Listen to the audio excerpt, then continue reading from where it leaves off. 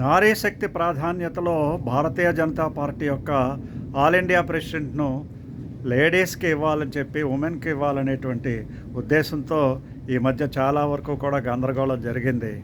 కానీ all India president అనేటువంటిది అంత చిన్న పోస్ట్ కాదు. విగరస్ టూరింగ్ ఉంటుంది, ఎక్కువ ప్రయాణాలు చేయాల్సి ఉంటుంది, ఎక్కువ క్యాంపెయిన్ చేయాల్సి ఉంటుంది, ఎక్కువ పార్టిసిపేషన్ అవసరం అవుతుంది. కాబట్టి నా ఉద్దేశంలో తప్పనిసరిగా ఇది పాత వాళ్ళు ఎవరైతే కంటెస్టెంట్లో ఉన్నారో వాళ్ళే ముందుకు మళ్ళీ వచ్చారు.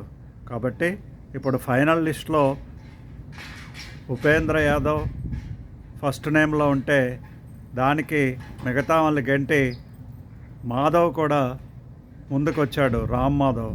కాబట్టి ఇప్పుడు రానున్న 2-3 రోజుల్లో ఆల్ ఇండియా ప్రెసిడెంట్ అనౌన్స్మెంట్ జరగబోతున్నది. వీళ్ళిద్దరిలో ఎవరొకరు ఆల్ ఇండియా ప్రెసిడెంట్ కాబోతున్నారు. జై హింద్, జై భారత్.